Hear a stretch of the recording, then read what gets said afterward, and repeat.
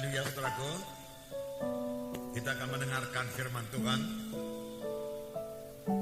bahwasanya setiap anak Tuhan adalah pemenang jiwa. Pemenang jiwa. Tiap-tiap anak Tuhan dipakai Tuhan. Tiap-tiap anak Tuhan, yaitu saudara dan saya, adalah pemberita-pemberita Injil Tuhan. Saya akan membacakan kepada saudara Markus pasal 1 ayat 16. Beberapa ayat. Markus pasal 1 ayat 16. Ketika Yesus sedang berjalan menyusur danau Galilea, ia melihat Simon dan Andreas, saudara Simon. Mereka sedang menebarkan jala di danau sebab mereka penjala ikan. Yesus berkata kepada mereka, "Mari ikutlah aku dan kamu akan kujadikan penjala manusia." Mari ikutlah aku dan kamu akan kujadikan penjala manusia. Inilah panggilan Tuhan yang pertama kepada murid-muridnya. Tuhan Yesus tidak berkata, "Marilah, maka kamu akan bertobat." Bukan sampai di situ saja.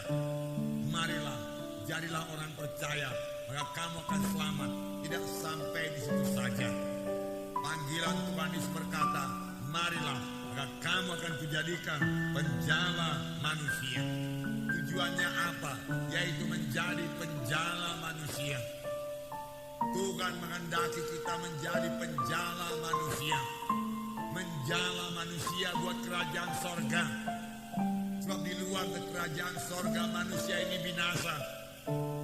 Oleh sebab itu Tuhan mau memakai kita semua menjala jiwa-jiwa masuk dalam kerajaan sorga.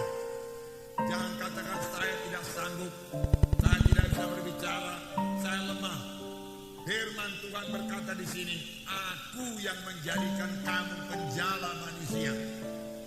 Marilah, akan kujadikan kamu penjala manusia. Tuhan Yesus berkata. Dan pada akhir daripada pelayanan Tuhan Yesus, sekali lagi Tuhan Yesus berkata dalam Markus 16 ayat 15, lalu ia berkata kepada mereka, "Pergilah ke seluruh dunia, beritakanlah Injil kepada segala makhluk. Siapa yang percaya dan dibaptis akan diselamatkan, tetapi siapa yang tidak percaya akan dihukum. Tanda-tanda ini akan menyertai orang-orang yang percaya. Mereka akan mengusir setan-setan dalam demi namaku. Mereka akan berbicara dalam bahasa-bahasa yang baru bagi mereka. Mereka akan memegang ular, dan sekalipun mereka minum racun maut, mereka tidak akan mendapat celaka. Mereka akan meletakkan tangannya atas orang sakit, dan orang itu akan sembuh." Saudara, akhirnya dari pelayanan Tuhan Yesus berkata, "Pergilah ke seluruh dunia, beritakanlah Injil kepada segala makhluk." Semua anak-anak Tuhan diajak Tuhan, diperintahkan Tuhan untuk memberitakan Injil kepada segala makhluk, memberitakan Injil kepada setiap jiwa-jiwa. Siapa yang percaya dan dibaptiskan, dia akan selamatkan. Setelah percaya, memang kita perlu dibaptiskan. Tapi siapa yang tidak percaya akan dihukum. Tentunya mereka lebih dahulu mendengarkan Injil Tuhan, baru mereka mengambil keputusan untuk percaya ataupun tidak percaya. Tetapi mereka harus mendengarkan Injil terlebih dahulu. Bagaimanakah mereka dapat mendengarkan Injil kalau setiap anak-anak Tuhan menjadi pemberita-pemberita Injil? Setiap anak-anak Tuhan yang sudah selamat memberitakan Injil Tuhan. Dan Tuhan berkata, tanda-tanda ini akan menyertai orang-orang yang percaya, yaitu saudara dan saya. Tanda-tanda ini bukan untuk rasul-rasul, tanda-tanda ini bukan untuk pendeta-pendeta saja, tapi bagi setiap anak-anak Tuhan. Di sini dikatakan, mereka akan mengusir setan-setan demi namaku. Mengusir setan dalam nama Yesus. Karena setan adalah musuh manusia. Setan menghalangi manusia ini masuk ke surga. Setan menghalangi pemberitaan Injil. Setan memberikan penyakit. Setan mengikat manusia ini dalam dosa. Setan mengikat manusia dalam kenajisan.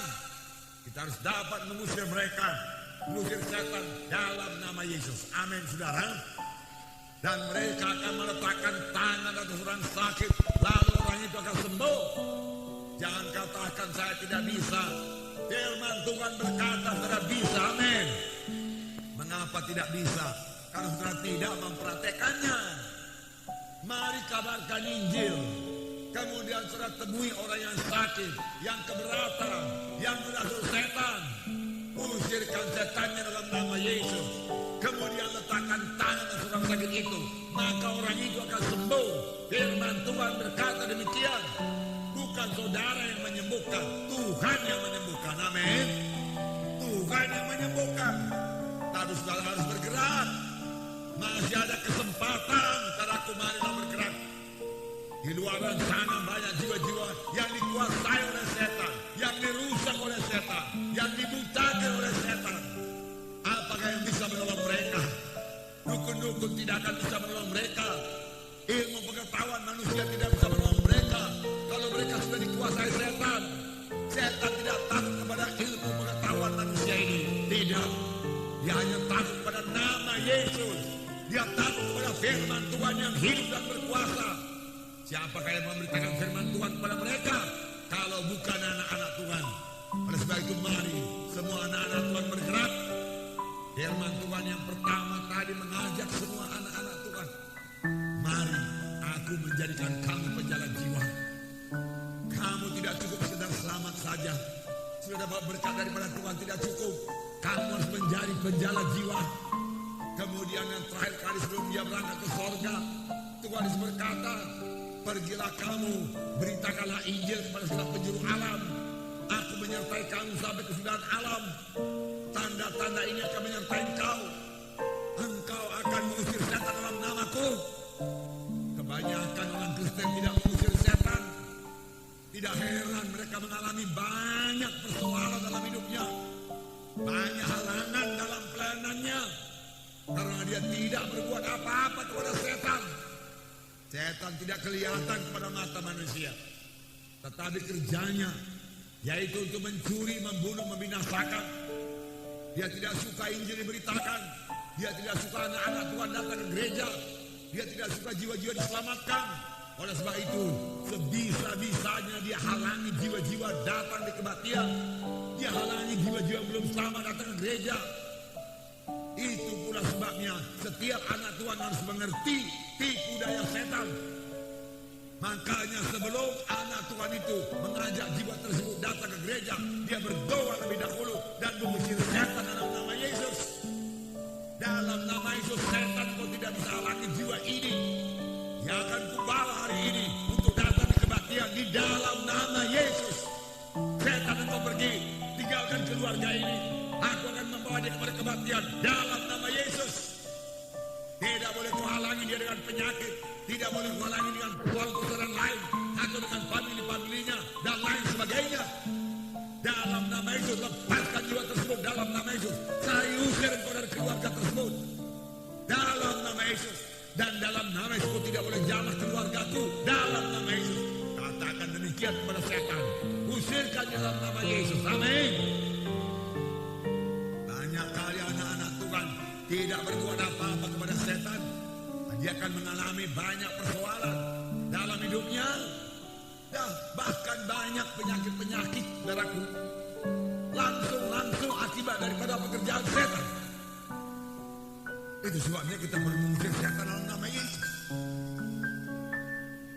Dalam pelayanan Tuhan Yesus dikatakan, maka dibawalah kepada Tuhan Yesus beberapa banyak orang sakit dan orang-orang yang merasuk setan. Maka diusirnya lah setan itu dengan sepatah kata, maka orang itu sembuh. Nyata-nyata penyakit itu diakibatkan oleh setan.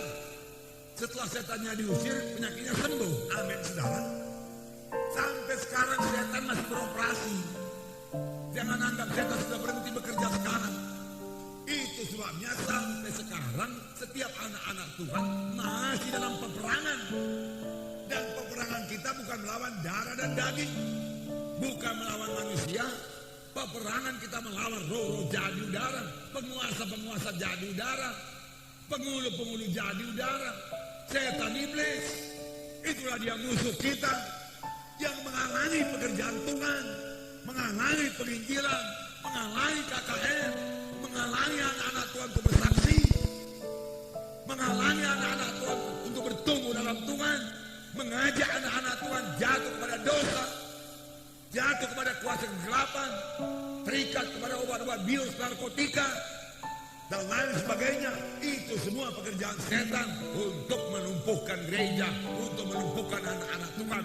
Oleh sebab itu Tuhan telah lebih dahulu memberikan kuasa kepada gerejanya, yaitu mengusirkan setan di dalam nama Yesus. Pakailah kuasa itu, amin. Pakai kuasa itu. Tuhan berkata ini tanda orang percaya, bukan tanda pendeta-pendeta saja, bukan tanda gembala sidang, tanda penginjil-penginjil, rasul-rasul, nabi-nabi, guru-guru. Mereka akan mengusir setan dalam nama Yesus, tidak. Setiap anak Tuhan yang sudah lahir baru diberikan Tuhan kuasa untuk mengusir setan di dalam nama Yesus. Praktekkan, amin. Haleluya.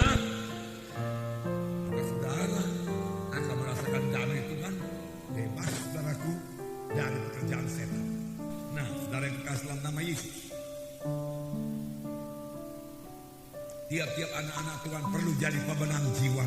Ladang-ladang sudah menguning. Yohanes 4 ayat 35. Yohanes 4 ayat 35. Yesus melihat ladang-ladang yang sudah menguning. Biarlah kita juga melihat, terlebih pada akhir zaman ini, mari kita lihat ladang-ladang yang sudah menguning, yaitu jiwa-jiwa yang sudah matang buat dituai. Saya membacakan Yohanes 4:35. Bukankah kamu mengatakan 4 bulan lagi tibalah musim menuai? Tetapi aku berkata kepadamu, lihatlah sekelilingmu dan pandanglah ladang-ladang yang sudah menguning dan matang buat dituai. Kamu berkata 4 bulan lagi musim menuai.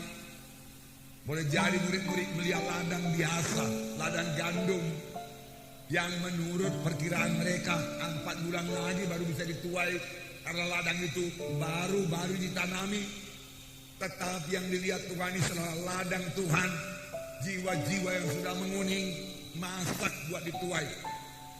Tetapi aku berkata kepadamu, Tuhan berkata, angkatlah matamu, lihatlah sekelilingmu, pandanglah segala ladang-ladang sudah menguning buat dituai. Sekarang juga kita perlu mengangkat mata kita, memandang ladang-ladang Tuhan sekeliling kita ini. Apakah itu tidak lain daripada jiwa-jiwa yang tersesat, jiwa-jiwa yang terhilang, jiwa-jiwa yang belum diselamatkan, yang masih hidup dalam dosanya, diperbudak oleh hawa nafsunya, diperbudak oleh dosa, tiap hari bertambah dekat pada neraka. Mereka sudah matang buat dituai. Tetapi ada satu lagi keluhan Tuhan Yesus, yaitu Lukas 10 ayat 2 dan 3. Saya membacakan kepada saudara. Lukas 10 ayat 2 berkata, katanya kepada mereka, tuaian memang banyak tetapi pekerja sedikit. Karena itu mintalah kepada Tuhan yang punya tuaian supaya mengirimkan pekerja-pekerja untuk tuaian itu. Persoalannya di sini, walau ladang-ladang sangat luas, ladang-ladang sudah menguning, siap sedia buat dituai, tetapi pekerja-pekerja sedikit, pekerja-pekerja sedikit. Marilah bayangkan pada pagi hari ini, saudara berdiri di tepi satu ladang yang sangat luas. Sejauh-jauh mata memandang, saudara melihat padi-padi yang sudah menguning semua. Boleh jadi berkilometer ke sana, menguning semua buat dituai. Tetapi saudara hanya melihat 20, 30, 40 pekerja saja. Pada ladangnya begitu lebar, begitu luas. Dan di kejauhan sana saudara melihat awan gelap datang, yang berarti badai akan turun, menghancurkan semua ladang-ladang yang sudah menguning itu. Dan pekerja-pekerja begitu sedikit, hanya 20-30 orang. Tentu akan banyak sekali hasil panen itu akan musnah, tidak sempat dituai, hancur oleh badai tersebut.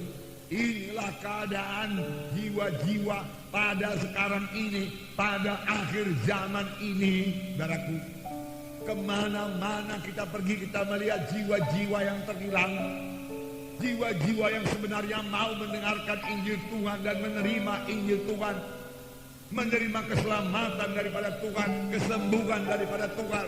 tetapi sangat kurang yang menginjil, sangat kurang pemberita-pemberita Injil, sangat sedikit yang menuai, sangat sedikit yang mau membawanya ke gereja, membawanya ke KKS, membawanya kepada baptisan air. Saudara, mereka itu kan terhilang. Terhilang berarti neraka selama-lamanya. Ini yang dilihat oleh Tuhan. Dan hati Tuhan tergerak oleh belas kasihan melihat jiwa-jiwa yang terhilang itu. Biarlah ini menggerakkan gereja untuk bersaksi, memenangkan jiwa-jiwa. Biarlah setiap anak-anak Tuhan menjadi pemenang-pemenang jiwa. Amin, saudara. Semua kita bersaksi, amin. Semua kita jadi pemenang-pemenang jiwa, amin. Sebenarnya kita bisa jadi pemenang jiwa pada hari pertama kita diselamatkan. Pada hari pertama kita menerima Yesus sebagai Tuhan dan Juru Selamat kita. Tuhan Yesus berada dalam kita. Kita menjadi kejadian yang baru. Dosa kita diampuni. Pada saat itu kita sudah bisa menyaksikan. Kita telah menerima damai Tuhan, sejahtera Tuhan, dan segera menjadi saksi Tuhan. Dan memenangkan jiwa-jiwa kerajaan sorga. Tuhan Yesus tidak gemar seorang pun binasa. Tetapi ia mau supaya sekalian yang sampai kepada pertobatan. 2 Petrus pasal 3:9 berkata, inilah hati Tuhan. Hati Tuhan sangat hancur melihat jiwa-jiwa ke neraka. Karena darah Yesus telah dicurahkan untuk menebus seluruh manusia ini. Darah Yesus cukup untuk menyelamatkan seluruh manusia yang ada dalam muka bumi ini.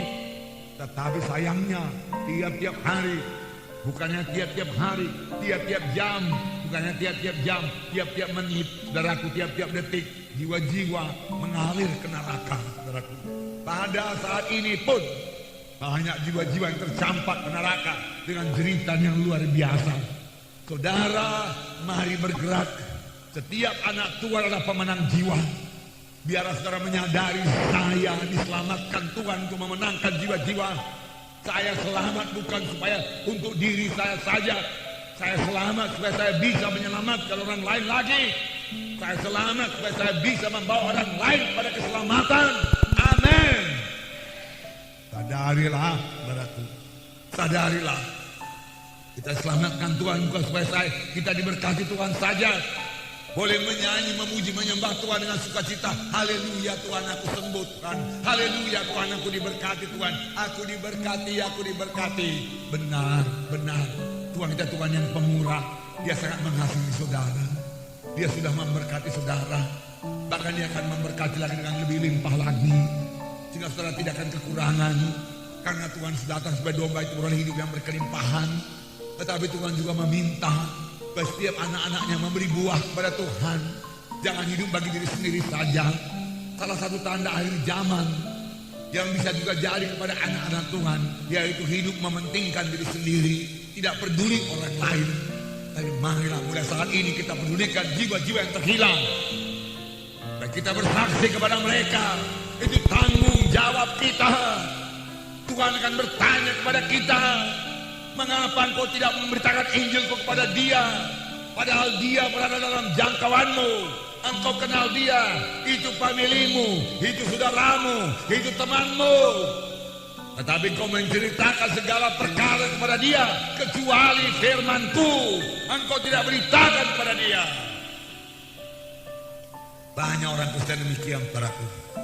Cerita dengan temannya segala macam cerita dunia ini, darah. Tetapi tidak menceritakan jalan keselamatan kepadanya.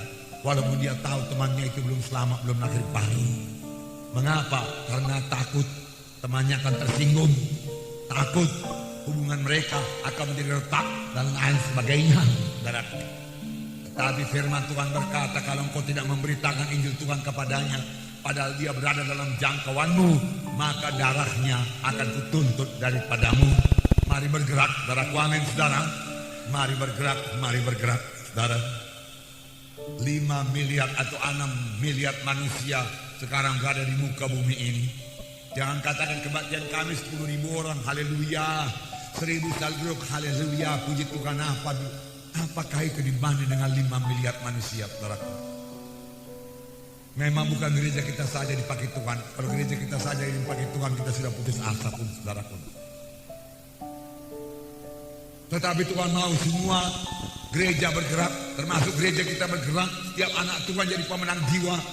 Hanya dengan demikian saja perintah agung itu bisa digenapkan. Ingat, itu perintah dari Tuhan Yesus. Perintah, saudaraku.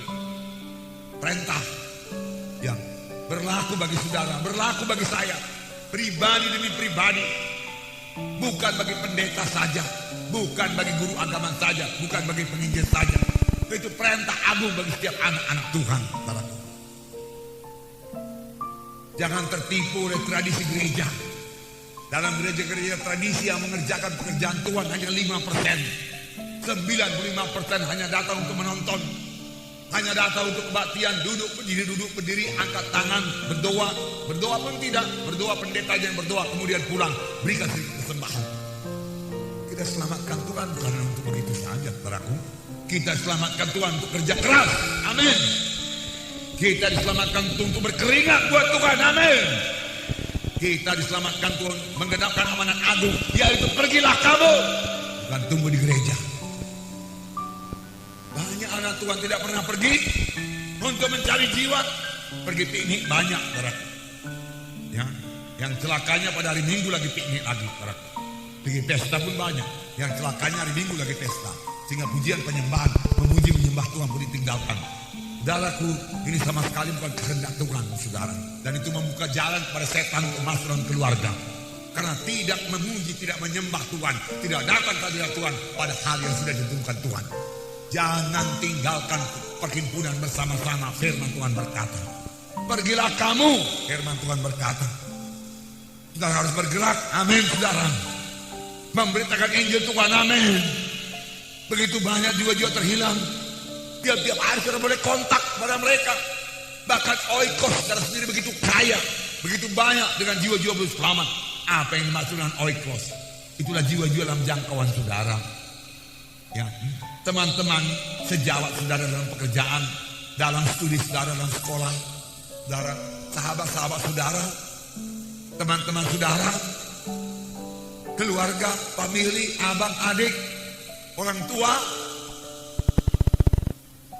saudara. Nah, dari yang kekasih dalam nama Yesus, mereka perlu mendengarkan Injil Tuhan. Mulai bergerak, jangan katakan tidak bisa. Tuhan berkata, aku yang menjadikan kamu penjala manusia. Aku menjadikan kamu penjala manusia. Jangan katakan saya malu, saya takut. Itu karena saudara belum tahu betapa ngerinya jiwa-jiwa yang ke neraka itu. Karena saudara belum merasakan betapa besarnya kasih Yesus kepada jiwa-jiwa yang terhilang. Bagaimanakah kira-kira besarnya kasih Yesus kepada jiwa-jiwa yang terhilang? Saya memberikan satu ilustrasi kepada saudara.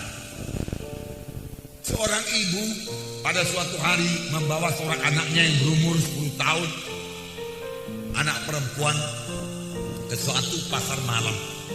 Di pasar malam itu orang begitu ramai dan banyak panggung-panggung keramaian. Tiba-tiba ibu ini menyadari dia sudah berpisah dengan anaknya yang perempuan itu. Dia melihat kelilingnya dan mulai berseru-seru memanggil nama anaknya. Tetapi dia tidak ketemu. Ibu ini menjadi gelisah. Lalu dia berjalan ke sana kemari sambil mencari anaknya. Tetapi anaknya tidak ketemu lagi. Apakah diperbuat oleh ibu ini? Ibu ini mulai berteriak-teriak di tengah orang ramai memanggil nama anaknya. Sebenarnya ibu ini seorang yang pemalu dan seorang yang pendiam. Tetapi setelah dia menyadari anaknya itu hilang, dia teriak-teriak memanggil nama anaknya. Dia tidak malu-malu lagi. Tetapi tidak bertemu juga dengan anaknya.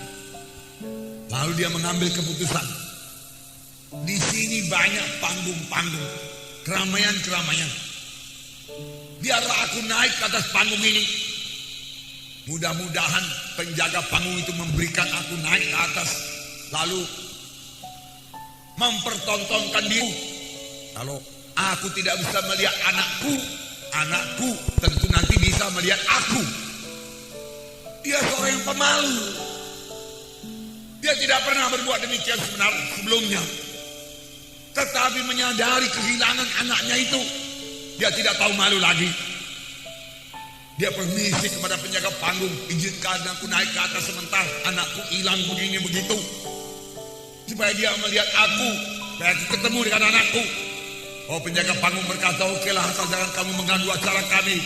Jalanlah kamu keliling panggung itu. Dia jalan keliling panggung, melihat ke bawah.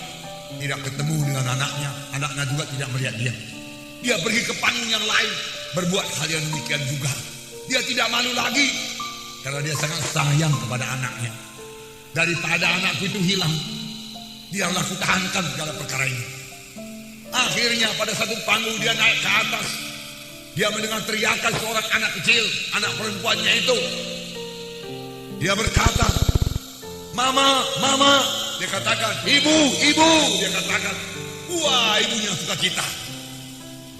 Segera ibunya turun dan memeluk anaknya. "Anakku, kupikiran kau sudah pulang tadi. Syukur kita bertemu lagi. Ayo kita pulang." Mereka pulang dengan sukacita. Sampai di rumah ibu ini menyadari, karena dia seorang orang Kristen, anak Tuhan. Untuk menyelamatkan anakku yang kusayangi ini, aku tidak malu naik turun panggung. Walaupun aku seorang yang pendiam, tetapi aku mau berbuat apa saja untuk keselamatan anakku ini.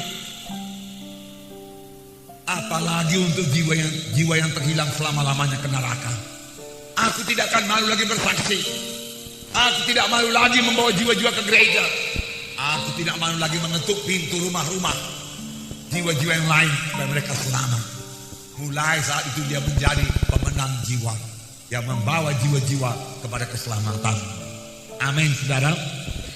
Nah, begitulah sebenarnya perasaan Yesus melihat jiwa-jiwa yang tersesat, terhilang, berjalan pada neraka. Yesus mau berbuat apa saja, saudara, supaya mereka selamat, saudara. Saudara yang dikasihi dalam nama Yesus. Dan sekali lagi ini bagi semua anak-anak Tuhan. Bukan pendeta-pendeta saja. Pernah saya ceritakan di sini. Kalau dalam satu peperangan badani lah, peperangan dunia ini, hanya jenderal-jenderal saja yang maju perang. Maijen, kolonel, letnan kolonel, mayor, kapten, itu saja yang maju berperang. Tanpa prajurit tidak maju perang. Bagaimanakah peperangan bisa dimenangkan? Saudaraku, sudah bisa dipastikan peperangan itu akan kalah, tidak bisa menang menghadapi lawan. Prajurit harus ikut serta. Prajuritlah yang di depan, saudaraku. Dialah yang berperang. Demikian juga kita ini anak-anak Tuhan. Bukankah dalam Efesus pasal 4 dikatakan, Tuhan telah memberikan rasul-rasul, nabi-nabi, guru-guru, gembala, penginjil-penginjil dalam satu gereja lokal. Untuk apa? Untuk memperlengkapi tubuh Kristus. Tubuh Kristus yaitu saudara dan saya. Semua anak-anak Tuhan adalah anggota tubuh Kristus. Tugas kami, gembala-gembala, memperlengkapi saudara untuk pekerjaan pelayanan. Jadi siapakah sebenarnya yang melayani? Siapakah sebenarnya yang memenangkan jiwa-jiwa? Tidak lain daripada saudara dan saya. Sebuah anak-anak Tuhan menjadi pemenang jiwa, mengadakan pekerjaan pelayanan. Kami hanya melengkapi saudara saja. Semua anak-anak Tuhan menginjil. Amin, saudara. Kita melihat dalam sidang pertama, Kisah Rasul pasal 8. Apakah yang terjadi dalam sidang pertama? Kisah 8.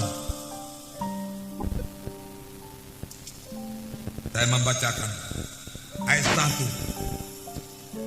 1b, Kisah 8 1b. Pada waktu itu mulailah penganiayaan yang hebat terhadap jemaat di Yerusalem. Mereka semua kecuali rasul-rasul tersebar seluruh daerah Judea dan Samaria. Orang-orang saleh menguburkan mayat Stefanus serta meratapinya dengan sangat. Tetapi Saulus berusaha membinasakan jemaat itu, dan ia memasuki rumah demi rumah dan menyeret laki-laki dan perempuan keluar dan menyerahkan mereka untuk dimasukkan dalam penjara. Mulailah penganiayaan yang hebat terhadap jemaat di Yerusalem. Jadi mulai daripada gereja pertama, gereja lahir, sudah ada penganiayaan. Bahkan aniaya pada gereja pertama yang masih kecil itu disertai dengan pembunuhan, dipenjarakan. Oleh sebab itu nggak usah heran kalau pada akhir zaman ini juga banyak aniaya menimpa gereja. Tidak usah heran gereja-gereja dibakar. Semua itu pekerjaan setan. Tidak usah heran kalau terjadi banyak halangan-halangan dalam penginjilan. Aniaya adalah bagian hidup daripada anak-anak Tuhan. Saya ulangi, saudaraku, untuk kedewasaan rohani saudara, aniaya adalah bagian hidup dari setiap anak Tuhan. Amin. Sebab Roma 8 ayat 17 berkata di sini, jika kita adalah anak, maka kita juga adalah ahli waris.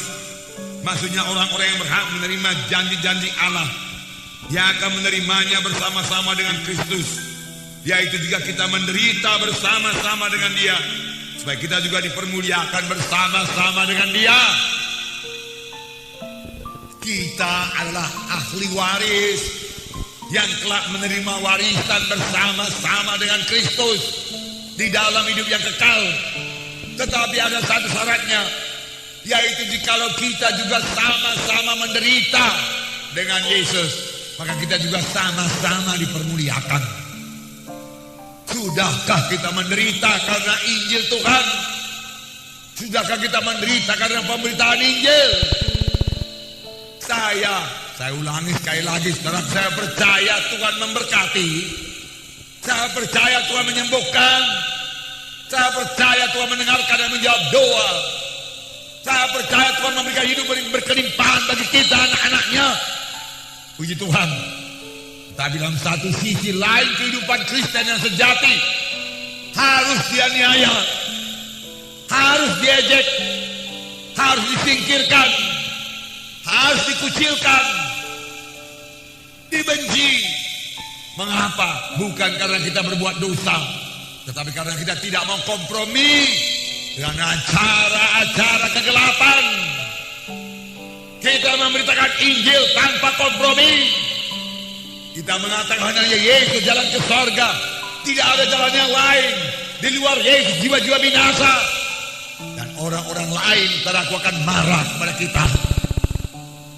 Tetapi berita Injil tidak berubah. Lalu kita menerima aniaya. Aniaya, menderita aniaya. Bukan menderita karena penyakit, bukan menderita karena kemiskinan, bukan menderita karena kekurangan. Dari penderitaan karena penyakit, Tuhan sudah membebaskan kita. Dari penderitaan karena pekerjaan setan, Tuhan sudah membebaskan kita. Kemudian Tuhan mengutus kita untuk memberitakan Injil. Dan kalau kita menjalankannya dengan segenap hati, maka aniaya akan datang. Amin, saudara. Kalau guru dianiaya, Yesus dianiaya, murid juga menerima aniaya, saudara. Amin. Ini Kristen yang sejati. Amin, saudara. Masih berani mengikut Tuhan, berani menerima aniaya. Puji Tuhan, saudara. Saudara, di negeri kita ini, setelah aku mengikut Tuhan, sangatlah amannya. Tidak ada aniaya sama sekali. Tetapi marilah kita memberitakan Injil. Firman Tuhan akan genap. Sepanjang kita memberitakan Injil yang benar, aniaya juga akan datang. Tetapi kita juga akan bersama-sama dengan Yesus dipermuliakan dalam hidup yang kekal. Amin. Puji Tuhan, saudara. Di dalam gereja pertama, mereka semua tersebar karena aniaya. Saya percaya gereja akhir zaman juga akan menerima aniaya. Oleh sebab itu siapkan diri saudara kuat dan teguh pada akhir zaman. Jatuh cinta pada Tuhan Yesus, mengasihi Yesus dengan segenap hati, mengikut Tuhan bukan karena saudara sembuh, mengikut Tuhan bukan karena saudara akan diberkati Tuhan, mengikut Tuhan bukan karena apa yang bisa diberikan Yesus kepada saudara, Tetapi saudara mengikut Tuhan karena siapa Tuhan Yesus itu kepada saudara? Amin. Ya Tuhan yang turun ke bumi ini untuk menyelamatkan saudara, mengambil dosa saudara, dan dia dianiaya karena dosa saudara. Dan saudara jangan masuk neraka, saya beroleh hidup yang kekal. Untuk orang yang seperti itu, saudaraku, yang menyerahkan nyawanya bagi saya berani menyerahkan nyawa saya kepadanya. Demikian juga saudara. Amin. Puji Tuhan. Ayat 4. Mereka yang tersebar itu menjelajah seluruh negeri itu sambil memberitakan Injil. Dan Filipus pergi ke suatu kota di Samaria dan memberitakan Mesias kepada orang-orang di situ. Ketika orang banyak itu mendengar pemberitaan Filipus dan melihat tanda-tanda yang diadakannya, mereka semua dengan bulat hati menerima apa yang dikatakannya itu. Sebab dari banyak orang yang kerasukan roh jahat, keluarlah roh-roh itu sampai berseru dengan suara keras. Dan banyak juga orang lumpuh dan orang timpang yang disembuhkan. Maka sangatlah besar sukacita dalam kota itu. Inilah dia padaku. Mereka yang tersebar itu, siapakah ini? Rasul-rasul kah? Bukan. Nabi-nabi kah? Bukan. Mereka tersebar kecuali rasul-rasul. Jadi anak-anak Tuhan tersebar meninggalkan Yerusalem. Tapi sambil tersebar, mereka tidak menyembunyikan bahwasanya mereka orang Kristen. Mereka tidak menyembunyikan identitas mereka. Maka sambil tersebar, mereka memberitakan Mesias. Mereka memberitakan Yesus. Mereka tidak tahu banyak tentang teologi, tapi mereka kenal Yesus. Lalu berita mereka adalah Tuhan Yesus, Mesias yang mereka beritakan. Beritakan Yesus, amin saudara. Lalu Tuhan meneguhkan pemberitaan mereka itu dengan tanda-tanda, mujizat-mujizat dan kesembuhan-kesembuhan. Yang memberitakan ini bukan pendeta-pendeta, jiwa-jiwa biasa. Bahkan seorang yang bernama Filipus, seorang diaken saja, yang kerjanya hanya mengurus meja, menyediakan makanan bagi janda-janda. Tetapi dia memberitakan Mesias. Lalu tanda-tanda daripada Tuhan menyertai. Sehingga banyak orang lumpuh berjalan, dia katakan. Orang timpang juga disembuhkan. Roh-roh jahat keluar dengan suara yang keras. Lalu sangatlah besar sukacita di dalam kota Samaria. Amin. Karena berita Injil diberitakan, sangatlah besar sukacita dalam satu keluarga selamat. Karena ada yang memberitakan Mesias pada mereka. Amin. Dalam Kisah sampai 8 dikatakan, Kisah sampai 8. Tetapi kamu akan menerima kuasa kalau Roh Kudus turun ke atas kamu, dan kamu akan menjadi saksiku di Yerusalem dan seluruh Judea dan Samaria sampai ke ujung bumi. Tetapi kamu akan menerima kuasa, menerima dunamis, menerima gerakan Roh Kudus, menerima pimpinan Roh Kudus, menerima urapan Roh Kudus. Amin. Dan kamu akan menjadi saksiku Yerusalem, Judea, Samaria, sehingga sampai ke ujung bumi.